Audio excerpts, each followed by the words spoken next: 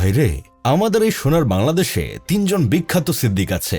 একজন হলো চোর সিদ্দিক, যে চুরি করতে গিয়ে ধরা পড়ে হ্যাঁ আমার ভুল হয়েছে, ক্ষমা করে দেন, এই ডায়লগ বলে ভাইরাল হয়ে গিয়েছিল। আরেকজন হলো নেতা সিদ্দিক, যে কিনা মিয়া খলিফার সুস্থতার জন্য 2 হাত তুলে দোয়া করেছিল। বিদেশি কন্টেন্ট ক্রিয়েটর মিয়া খলিফা অসুস্থ। পরে যখন জানতে পারলো মিয়া খলিফা দুষ্টু ছবির নায়িকা, তখন ওনার কদম জোড়া কান্দে উঠে গিয়েছিল। আমি পরে জানছি যে মিয়া খলিফা উনি একজন স্টার। আরেকজন হলো অভিনেতা সিদ্দিক, যিনি কিনা দালালি করার কারণে পাবলিকের হাতে গণধোলাই খেয়েছিলেন। আজকের বিষয়বস্তু অভিনেতা সিদ্দিক। এই ছবিটা দিকে একটু লক্ষ্য করুন। এখন এই ছবিটা দিকে একটু লক্ষ্য করুন। কি সুন্দর না? এটা কোনো এডিটিং না, এটা হলো জেলখানার ভিতরে সিদ্ধ ডিম থেরাপির ফলাফল। তা আপনারা এই নুরানি চেহারা শান্তশিষ্ট লেজ বিশিষ্ট মানুষটাকে চিনতে পেরেছেন? উনার কিন্তু 3টা পরিচয় আছে। এই 3টি পরিচয়ই বর্তমান সময়ে সোশ্যাল মিডিয়ায় চর্চার কেন্দ্রবিন্দুতে। প্রথম পরিচয়, উনি হলেন বাংলা নাটক ইন্ডাস্ট্রির নামকরা অভিনেতা সিদ্দিকুর রহমান সিদ্দিক, যার নাটক দেখে আমরা একসময় বড় হয়েছি। দ্বিতীয় পরিচয়, উনি উর্ফি জাভেদের বাংলাদেশি ভার্সন ও দুবাইয়ের শেখদের রাতের বিরিয়ানি মারিয়া মিমের সাবেক স্বামী। এই পরিচয়টাই ইদানিং তাকে বেশি আলোচনায় রাখে। তৃতীয় পরিচয়, উনি রকেটে চড়া প্রথম বাংলাদেশি তারেক মনোয়ারের আপডেট ভার্সন, যিনি এখন আধ্যাত্মিকতার নতুন বয়ান নিয়ে হাজির হয়েছেন। আজকের ভিডিওতে আমরা খোলাখুলিভাবে আলোচনা করব সিদ্দিকের এই 3টা পরিচয় নিয়ে। ভিডিওটি একটু বড় হতে পারে, তাই হাগামোতার কাজ শেষ করে ভিডিও দেখতে বসে পড়ুন। তো চলিয়ে শুরু করতে হ্যাঁ। পরিচয় 1, অভিনেতা সিদ্দিক। আমাদের বর্তমান জেনারেশন বা জেনজিরা অনেকেই হয়তো সিদ্দিককে ওভাবে চিনবে না। তারা হয়তো তাকে কেবল ট্রল পেজ বা নিউজে দেখেছে। কিন্তু আমরা যারা 90 দশকে জন্মেছি, যারা বিটিভির যুগ থেকে স্যাটেলাইট চ্যানেলের উত্থান দেখেছি, তারা খুব ভালো করেই সিদ্দিককে চিনি। একটা সময় ছিল যখন টিভি খুললেই সিদ্দিকের দেখা পাওয়া যেত। বিশেষ করে মোশাররফ করিমের সাথে সিদ্দিকের জুটি তখন খুবই জনপ্রিয় ছিল। তাদের স্ক্রিন প্রেজেন্স মানেই ছিল বিনোদনের গ্যারান্টি। নাটকে সিদ্দিকের উপস্থিতি মানেই ছিল কাতুকুতুবিহীন হাসাহাসি। তার অদ্ভুত কথা বলার ধরন আর শারীরিক অঙ্গভঙ্গি দর্শকদের হাসাতে বাধ্য করত। আবার মাঝে মধ্যে তিনি দর্শকদের কাঁদিয়েও ছেড়েছেন। তার অভিনয়ের পরিসর ছিল বেশ বিস্তৃত। ছাইয়া ছাইয়া, চিরকুমার সংঘ, গ্র্যাজুয়েট নাটকে সিদ্দিক এমন অভিনয় করেছে যে মানুষ হাসতে হাসতে বায়ু ত্যাগ করে দিয়েছে।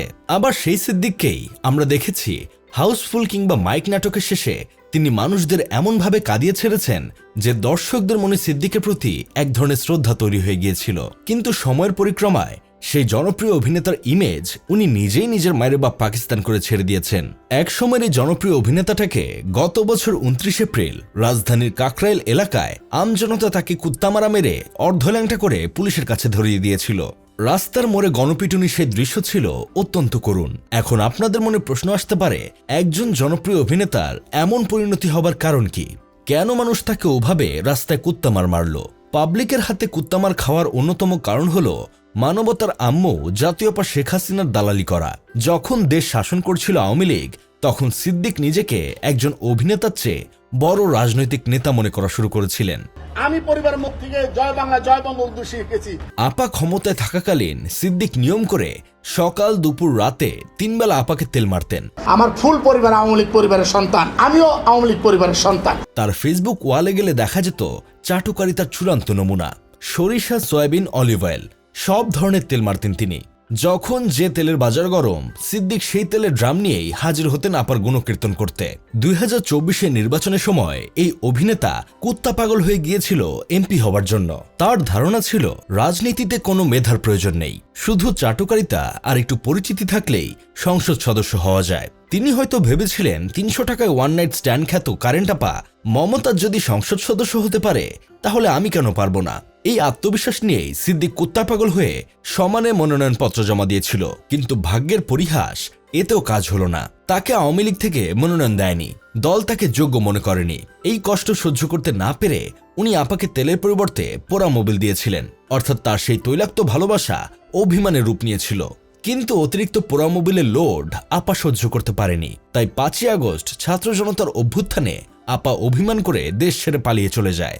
আপা চলে যাবার পর এতিম হয়ে যায় সিদ্দিক। তার মাথার উপর থেকে ক্ষমতার ছাতা সরে যায়, যার কারণে পোলাপান তাকে রাস্তায় একা পেয়ে বান্ডি ফাটিয়ে দিয়েছিল। ক্ষমতার দাপটে অন্ধ হয়ে যাওয়া এই মানুষটি বুঝতে পারেনি যে জনগণের ক্ষোভ কত ভয়াবহ হতে পারে। সুখে থাকলে মানুষকে শয়তানে কাতুকুতু দেয়। তার বাস্তব উদাহরণ হলো এই সিদ্দিক। পরিচয় 2, মারিয়া মিমের সাবেক স্বামী। তা আপনারা সিদ্দিকের সাবেক স্ত্রীকে চিনতে পেরেছেন? মেসির সাথে পার্টি করা এই খেলোয়াড় আপামনির নাম মারিয়া মিম। মেসির সাথে আমার দেখা হয়েছিল, একসাথে পার্টি করেছি। তার জীবনধারা দেখলে মনে হয় তিনি ভিন গ্রহের কোনো এলিয়েন। সাধারণ মানুষের ১০-১৫ লাখ টাকা শপিং করলে যেখানে মাথা ঘুরে যায়, সেখানে উনার এই সামান্য টাকায় মন ভরে না। ৫০-৬০ লাখ টাকা আসলে কিছুই না। দুবাই গিয়ে ১-১.৫ কোটি টাকা শপিং করলে তবে উনার মন ভরে। তখন ১ কোটি ২ কোটি টাকা শপিং করলে তখন একটু মন ভরে, দুবাই বলে। কয়েক মাস আগেও দেখেছি এই খেলোয়াড় আপামনি দুবাই গিয়ে একসাথে ৪০ লাখ টাকা শপিং করেছেন। তার হাতের ব্যাগ থেকে শুরু করে পায়ের জুতো সবই নাকি বিশ্বখ্যাত সব ব্র্যান্ডের। ডলচে অ্যান্ড গাব্বানা, টম ফোর্ড থেকে শুরু করে লুইস ভুইটন, গুচি, এইসব নামি দামি ব্র্যান্ডের জিনিস ছাড়া তিনি চলতেই পারেন না। জুয়েলারির কথা বলেছি, শাড়ি সহ হচ্ছে ১৬ লাখ। এখন আপনাদের মনে প্রশ্ন জাগতে পারে, এত টাকা কোথা থেকে আসে, কিভাবে কিনেছেন এইসব জানতে চেয়ে আমাকে লজ্জা দিবেন না ভাই। শুধু মনে রাখবেন, খেলোয়াড়দের টাকা পয়সার অভাব হয় না, সেটা এখন মাঠের খেলোয়াড় হোক কিংবা খাটের খেলোয়াড়। স্পন্সর আর গিফটের বন্যায় তাদের জীবন ভেসে যায়। এই জেনারেশনের অনেকেই সিদ্দিককে না চিনলেও তার সাবেক বউয়ের কারণে সিদ্দিককে চিনতে পেরেছে। মারিয়া মিম যখন বিভিন্ন খোলামেলা পোশাকে ছবি দেন, তখন সিদ্দিকের নামটাও চলে আসে। বিভিন্ন ইন্টারভিউতে খেলোয়াড় আপামনি যখন বলতো, আমি ফিট থাকি আসলে ছোট ছোট কাপড় পরে বড় বড় যন্ত্রপাতি দেখানোর জন্য। এত ডায়েট আর এত জিম করে যদি এসব নাই দেখাতে পারি, তাহলে এত কষ্ট করে জিম করে লাভ কি? স্টার গল্পের সেই সাক্ষাৎকারে এই খেলোয়াড় আপুটি বলেছিলেন, বরবাদ সিনেমায় নুসরাত যে ড্যান্স করেছে, এটা কোনো ড্যান্স হলো? এই জায়গায় যদি আমি থাকতাম তাহলে ফাটিয়ে দিতাম। সবাই তখন বলতো, ওয়াও কি ফিগার। প্রতিটা ইন্টারভিউতে উনি ওনার ফিগার আর শারীরিক গঠন নিয়ে কথা বলেন।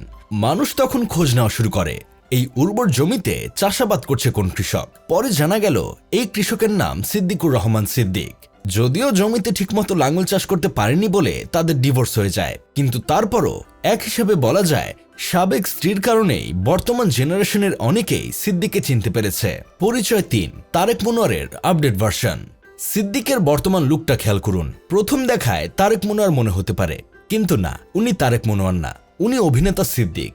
আগে সিদ্দিককে ক্লিন শেভ করা গলাশিলা মুরগির মতো দেখা যেত, এখন সিদ্দিকের মুখে লম্বা চাপদাড়ি, মাথায় টুপি। তার চাহনিতে এখন এক ধরনের আধ্যাত্মিক ভাব।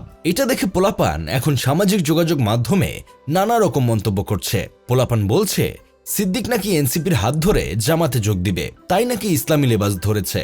চিন্তা করেন পোলাপান কোন লেভেলের পুংটা। তারা আগে থেকেই সব প্রেডিকশন করে ফেলছে। তবে সিদ্দিকের এই পরিবর্তনের পেছনে একটা লম্বা ইতিহাস আছে। ২০২৫ সালের ২৯ এপ্রিল গ্রেপ্তার হওয়ার পর টানা প্রায় ১১ মাস কারাগারে ছিলেন অভিনেতা সিদ্দিকুর রহমান। এই ১১ মাস তিনি বাইরের জগৎ থেকে সম্পূর্ণ বিচ্ছিন্ন ছিলেন। চলতি বছর ১৮ মার্চ তিনি মুক্তি পান। দীর্ঘ এই কারাজীবনী তাকে ভেতর থেকে বদলে দিয়েছে বলে জানিয়েছেন তিনি। এটা কি আসলে মনের পরিবর্তন নাকি জেলখানার পরিস্থিতির চাপ, সেটা উপরওয়ালা ভালো জানে। চ্যানেল আই অনলাইনের সঙ্গে আলাপকালে সিদ্দিক নিজের অভিজ্ঞতার কথা শেয়ার করেছেন। তিনি বলেন, আমি তো ১০ মাস ২২ দিন ওখানে ছিলাম, আর সেই সময়টাকে তিনি নষ্ট করেননি। একজন শিল্পী হিসেবে সময়টাকে কাজে লাগানোর চেষ্টা করেছেন। তার ভাষায়, গেছি একটা জায়গায়, আল্লাহ ওই টাইমটাকে প্রপার ভাবে ইউজ করছি আর কি, আল্লাহ করাইছে। তিনি হয়তো বুঝাতে চেয়েছেন যে জেলখানা তার জন্য অভিশাপ নয়, বরং আশীর্বাদ হয়ে এসেছে। তিনি আরো জানান, আগে ধর্মীয় চর্চায় খুব একটা নিয়মিত ছিলেন না। গ্ল্যামার আর অভিনয়ের দুনিয়ায় তিনি ধর্মকর্ম থেকে দূরে সরে গিয়েছিলেন। কিন্তু কারাগারে গিয়ে তিনি কোরআন তেলাওয়াত শুরু করেন এবং নিয়মিত ৫ ওয়াক্ত নামাজ পড়তে থাকেন। ধীরে ধীরে তার জীবনে বড় ধরনের পরিবর্তন আসে। জেলের নিরিবিলি পরিবেশ, যেখানে মোবাইল নেই, ফেসবুক নেই, চাটুকারিতা করার সুযোগ নেই, সেখানে তিনি নিজেকে গভীরভাবে চিন্তা করার সুযোগ পেয়েছেন, যার ফলে তার আগের জীবনযাত্রা পুরোপুরি বদলে গেছে বলে তিনি দাবি করেন। কারা জীবনের প্রভাব তার বাহ্যিক দিকেও পড়েছে। জেলখানার দেয়ালে সে বিখ্যাত স্লোগানটি তাকে বদলে দিয়েছে। জেলের দেয়ালে লেখা, রাখিব নিরাপদ, দেখাবো আলোর পথ, বাক্যটি তাকে বিশেষভাবে নাড়া দেয়। এ প্রসঙ্গে তিনি আবেগপ্রবণ হয়ে বলেন, যেহেতু সেখানে তাকে নিরাপদ রাখা হয়েছে, তাই তিনি নিজেই নিজের জন্য আলোর পথ খুঁজে নিয়েছিলেন। অর্থাৎ তিনি এখন অন্ধকার থেকে আলোর যাত্রী। এই জেল জীবনের সময়টাতে তিনি সৃজনশীল কাজেও মন দিয়েছেন। সাধারণ কয়েদিদের মতো সময় নষ্ট না করে তিনি লিখে ফেলেছেন ১৫টি নাটক, ৩টি সিনেমার গল্প এবং নিজের জীবনের উপর একটি পূর্ণাঙ্গ বই, যেখানে হয়তো জেলখানার না বলা অনেক কথা উঠে আসবে। এইসব দেখে আমার বন্ধু কেরামত বলতেছে, জেলখানায় গেলে মানুষ লেখক হয়ে যায় কিভাবে। এর আগে দেখেছি আমাদের দেশের বিখ্যাত করোনা ডাক্তার সাবরিনা জেলে গিয়ে বই লিখে ফেলেছিল, আবার সেই বই কান্নাকাটি করে বইমেলায় বিক্রিও করেছিল। সাবরিনার বই পড়ে পাবলিক শিখেছিল কিভাবে মানুষকে বোকাচন্দ্র বানানো যায়, তারপর ধরা খেয়ে কারাগারে গেলে কিভাবে গরম ডিম কাঁঠালে ভরে দেয়, বেশি ব্যথা পেলে কি কি করণীয়। এখন সিদ্দিকের বইতে কি এই বিষয়গুলো লেখা থাকবে নাকি অন্য কিছু? অবশ্য সিদ্দিক বর্তমানে পরিবারের সঙ্গে নিভৃতে সময় কাটাচ্ছেন, পাশাপাশি জেলে বসে লেখা কাজগুলো গুছিয়ে নিচ্ছেন। খুব শিগগিরই সেগুলো নিয়ে বড় পর্দায় বা ওটিটি প্ল্যাটফর্মে কাজ শুরু করার পরিকল্পনা রয়েছে তার। যাই হোক, শেষমেশ আমি গোলাম হোসেন একটা কাজের কথা কই, সিদ্দিকের থেকে আমাদের অনেক কিছু শেখার আছে। কিভাবে একজন জনপ্রিয় তারকা দালালি ও চাটাচাটি করে ক্যারিয়ার ধ্বংস করেন, আবার কিভাবে পরিস্থিতির চাপে পড়ে মানুষ নতুন রূপে আবির্ভূত হয়। সিদ্দিক তার জীবন্ত প্রমাণ। জেলখানার সেই সিদ্ধ ডিম থেরাপি আর আলোর পথ তাকে সত্যিই মানুষ করেছে কিনা সেটা সময় বলে দেবে। আমরা আশা করি তিনি তার নতুন কাজগুলোর মাধ্যমে দর্শকদের সুস্থ বিনোদন দিবেন এবং আবারও সেই সোনালী দিনগুলো ফিরিয়ে আনবেন। তবে এবার যেন তিনি কোনো আপার তেলের ড্রাম না হয়ে নিজের মেধা শক্তিতে দাঁড়ান। আজকের এই বিস্তারিত আলোচনা আপনার কেমন লাগলো? সিদ্দিকের এই পরিবর্তনকে আপনি কিভাবে দেখছেন? তিনি কি আসলেই বদলে গেছেন নাকি এটা নতুন কোনো অভিনয়ের অংশ? কমেন্ট বক্সে আপনার মতামত জানান। ভিডিওটি ভালো লাগলে লাইক দিন এবং আপনার বন্ধুদের সাথে শেয়ার করুন যারা একসময় সিদ্দিকের নাটক দেখে বিনোদিত হতো। দেখা হবে পরবর্তী ভিডিওতে। ততক্ষণ পর্যন্ত ভালো থাকুন, সুস্থ থাকুন। ধন্যবাদ।